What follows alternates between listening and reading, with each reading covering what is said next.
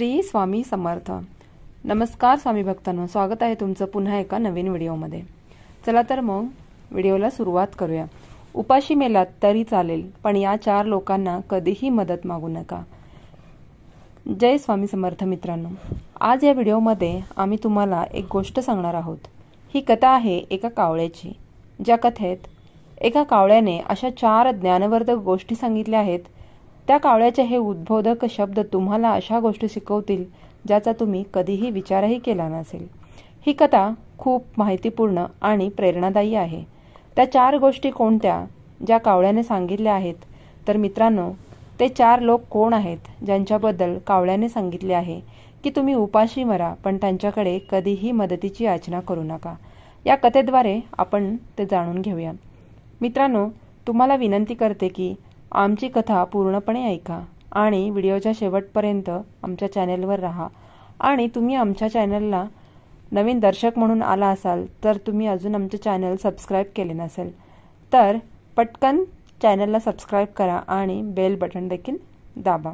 चला तर मित्रांनो, आणखी उशीर न करता थेट आपण आता कथेकडे वळूया। मित्रांनो, एकेकाळी एका जंगलात एक आपत्ती आली होती। अशी कशी काय आपत्ती घडली की त्या जंगलात वर्षभर पाऊस पडला नाही। पाण्याचा एक थेंबही पाऊस पडला नव्हता। त्यामुळे जंगलात राहणाऱ्या पशुपक्ष्यांसाठी खायला काहीच शिल्लक राहिले नव्हते। सर्वजण भुकेने मरत होते। पशुपक्षी हळूहळू ते जंगल सोडून दुसऱ्या जंगलात जाऊ लागले होते। मित्रांनो, त्याच जंगलात कावळ्याची एक जोडी राहत होती। कावळ्याची ती जोडी झाडाच्या फांदीवर बसली होती। कावळ्याची या मादी कावळीला खूप भूक लागली होती, कारण 3 दिवस झाले होते कावळीला काहीही खायला मिळाले नव्हते। कावळी बसून फांदीवर इकडे तिकडे पाहत होती, कुठेतरी खायला काहीतरी शोधत होती। तोपर्यंत काय होते की त्याच झाडाखाली एक कोल्हा मांसाचा तुकडा घेऊन येतो। कावळीने ते पाहिल्यावर तिच्या तोंडाला पाणी सुटले आणि कावळी कोल्ह्याला म्हणाली, कोल्हे दादा, मी 3 दिवसापासून उपाशी आहे। आपण या मांसाचा तुकडा थोडा आम्हाला दिला तर तुमचे खूप उपकार होतील। मित्रांनो, कोल्ह्याने कावळीकडे पाहिले आणि कावळी तिच्या पतीसोबत कावळ्यासोबत बसली आहे। कोल्हा हुशार होता, कारण तुम्हाला माहीत आहे की कोल्हा एक चलाक प्राणी आहे। कोल्ह्याला वाटले की या मांसाच्या तुकड्याने आपले पोट पूर्ण भरणार नाही आणि कावळीला आपल्याकडे बोलवण्याची ही चांगली संधी आहे आणि कावळी जवळ येताच आपण तिला मारून खाऊ, मग आपले पोट भरेल। मित्रांनो, मग कोल्हा कावळीला म्हणाला, घाबरू नकोस कावळीताई, खाली ये आणि मी तुला हे मांसाचे तुकडे मोठ्या प्रेमाने खायला घालतो। मित्रांनो, कावळी ही तयार होते आणि जेव्हा ती कोल्ह्याकडे जाणार होती तेव्हा कावळा तिला थांबवतो। कावळा म्हणतो, वेडी झालीस का? अगं, तो कोल्हा आपला शत्रू आहे। हा एक शिकारी आहे। जर तू खाली गेलीस तर तो तुला मारून खाईल। कावळी म्हणते की असं काही होणार नाही, मी नक्कीच जाईन, तो असे करणार नाही। कावळा पुन्हा समजावतो, माझा मुद्दा समजून घे, त्याच्याजवळ जाऊ नको, नाहीतर तो तुला मारून खाईल। तरीही कावळीला कावळ्याचं बोलणं समजत नाही। तर कावळा म्हणतो, तुला असे समजणार नाही, चल तुला एक गोष्ट सांगतो, मग तुला समजेल। माझी गोष्ट लक्षपूर्वक ऐक आणि नंतर पुढे जायचं की नाही जायचं ते तूच ठरव। कावळी तिथेच बसते, कोल्ह्याजवळ जात नाही आणि कावळ्याची गोष्ट ऐकू लागते। कावळा बोलू लागला आणि कावळीला समजावू लागला, ऐक कावळी, काही काळापूर्वी याच जंगलात एक वटवृक्ष होता आणि या वटवृक्षाच्या एका पोकळीत एक पोपट आणि मैना राहत होते। म्हणजे पोपटांची जोडी असायची आणि दुसऱ्या पोकळीत त्याच वटवृक्षात एक साप राहत होता। इथे मैनेने घातलेली सगळी अंडी तो साप खात असे। मैना जेव्हा अन्नाच्या शोधात जायची तेव्हा तो साप बाहेर येऊन अंडी खात असे। कधी कधी साप पिल्लांनाही खात असे। हे पाहून मैना खूप अस्वस्थ झाली। मैनासोबत असे अनेकदा घडले। मैना खूप दुःखी झाली आणि तिथेच रडत बसली। पोपटही बसून रडत होता। मग काय पाहिलं की त्याच वटवृक्षाच्या एका फांदीवर एक पाणकावळा येऊन बसायचा आणि पाणकावळा मैना रडते हे पाहताच पाणकावळ्याने मैनाला विचारलं, मैना, काय झाले ग? तू का रडत आहेस? मैनाने संपूर्ण कहाणी सांगितली आणि म्हणाली, माझ्यासोबत असे अनेकदा घडले आहे। प्रत्येक वेळी जेव्हा मी अंडी घालते प्रत्येक वेळी जेव्हा जेव्हा मला मुले होतात तेव्हा तो साप बाहेर येतो आणि आमची अंडी आणि मुले खातो. याचा आम्हाला खूप त्रास झाला आहे आणि आम्ही काहीही करू शकत नाहीये. आम्ही त्याच्याशी लढूही शकत नाही. तो खूप धोकादायक आहे. तो खूप दृष्ट आहे. मैनाची अशी वेदनादायक कहाणी ऐकून पानकावळ्याला दया येते आणि पानकावळा म्हणतो, तू आमच्याबरोबर चल. जवळच एक तलाव आहे आणि त्यातून आपण मासे पकडू. मैना म्हणते, तू काय बोलतोस? मला समजले नाही. पण पानकावळा सांगतो, जेव्हा शत्रू बलाढ्य आणि मोठा असतो आणि त्याच्याशी जाऊन युद्ध करणे शक्य नसते तेव्हा त्याला हुशारीने पराभूत केले पाहिजे. मैना म्हणाली, ते कसे काय? मग पानकावळा सांगतो, जवळच्या तलावातून आपण काही मासे पकडू आणि थोड्या अंतरावर मुंगुसाचं बीळ आहे आणि त्या मुंगुसाच्या बिळाच्या दारात आपण एक मासा ठेवू. पुन्हा काही अंतरावर एक मासा ठेवू. असे करत करत शेवटचा मासा सापाच्या बिळापर्यंत ठेवू. मुंगूस बाहेर पडताच तो मासे खात खात सापाच्या बिळापर्यंत पोहोचेल आणि सापाला बघून तो त्याला मारेल. मग तुमच्या शत्रूचा नाश होईल. मैनाने पानकावळ्याकडून अशी गोष्ट ऐकली तेव्हा तिचा विश्वास बसला. ती पानकावळ्यासोबत जाते आणि तलावातून मासे पकडते. सर्वप्रथम मासे मुंगुसाच्या बिळाच्या दारात ठेवते. त्यानंतर थोड्या अंतरावर एक मासा, असं करत करत सापाच्या बिळापर्यंत ती मासे ठेवत येते. दारावर एक मासा ठेवून वर झाडावर जाऊन बसते. आता पानकावळा मैनाला म्हणू लागला, आता थांब, थोडा वेळ थांब. आता बघ काय घडतंय ते.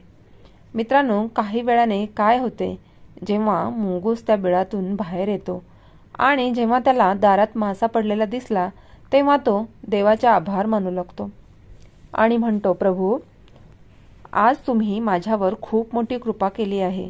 जे अन्न आमच्या समोरच आणले आहे. मुंगूस मासा खातो.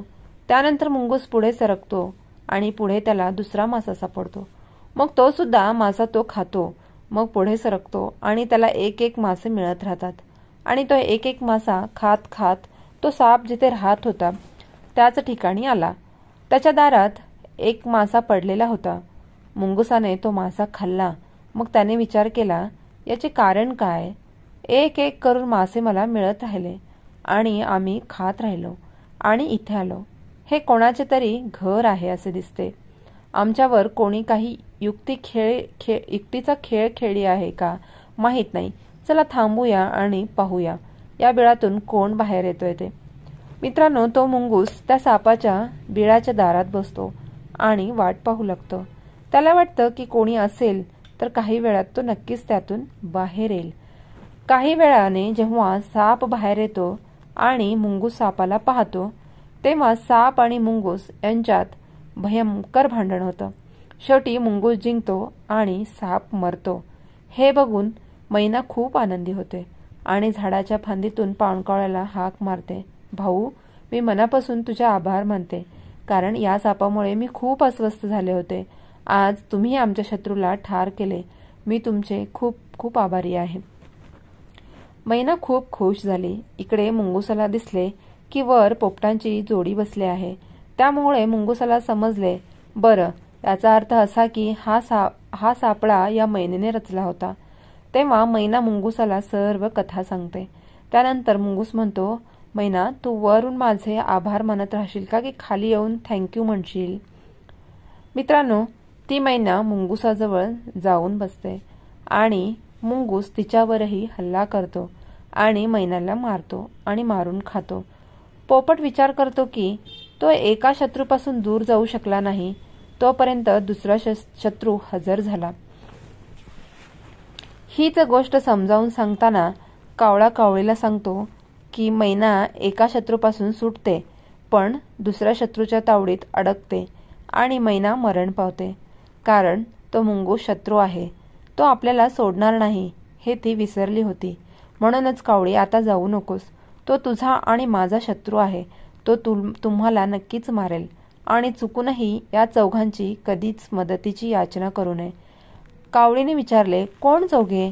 कारण कावळ्याबद्दल कावळीची कुतूहलता आता वाढली होती. कावळी विचारू लागली की कोण ती 4 माणसे आहेत की ज्यांच्याकडे आपण कधीही मदत मागू नये.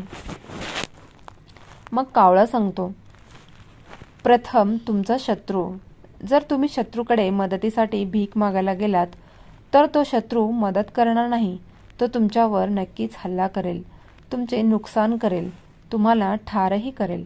त्यामुळे शत्रूकडे कधीही मदतीची याचना करू नये. दुसरा म्हणजे गर्विष्ठ. तुमचा मृत्यू झाला तरी गर्विष्ठ व्यक्तीकडे मदतीसाठी कधीही जाऊ नका.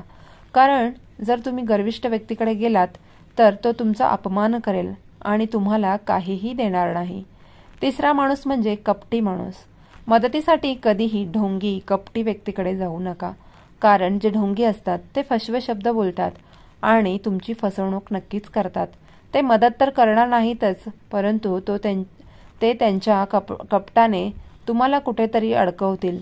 ते तुमचा गैरफायदा घेतील आणि तुम्हाला सोडून जातील, ज्यामुळे तुमचे खूप मोठे नुकसान होईल आणि तुम्हाला कळणारही नाही. त्यामुळे फसव्या व्यक्तीकडे कधीही मदतीसाठी जाऊ नये. चौथा म्हणजे व्यसनी माणूस. कधीही व्यसनी व्यक्तीकडे मदतीसाठी भीक मागू नका. जसे की तुम्ही कुठेतरी जात असाल, वाटेत उभे असताना तुम्हाला कोणतीही वाहन सापडत नाही आणि कुठून तरी एक मद्यधुंद दुचाकीस्वार येतो आणि तुम्ही त्याला हात करता. तो थांबतो आणि त्याच्या बाईकवर तुम्ही बसता. तो दारूच्या नशेत असल्यामुळे माणूस बाईक कसा चालवतो हे तुम्हाला माहीत नाही. तो तुम्हाला नक्कीच कुठेतरी खाली पाडेल किंवा खड्ड्यात पाडेल, स्वतः मरेल आणि तुम्हालाही मारेल. त्यामुळे मद्यधुंद व्यक्तीकडे कधीही मदतीची याचना करू नका. कावळ्याचं बोलणं ऐकून कावळीला समजलं की तिचा नवरा कावळा खरंच बोलतोय, म्हणून ती कोल्ह्याजवळ जात नाही. मित्रांनो, ही कथा आपल्याला एक धडा शिकवते की उपाशी मरा, पण या 4 लोकांकडे कधीही मदतीची याचना करू नका. कपटी, शत्रू, गर्विष्ठ, नशेखोर अशा लोकांकडे मदत मागायला गेला तर तुम्हाला काहीच मिळणार नाही. उलट तुमचे नुकसानच होईल, तुमचा अपमान होईल, तुमचा जीवही जाऊ शकतो. भेटूया पुढच्या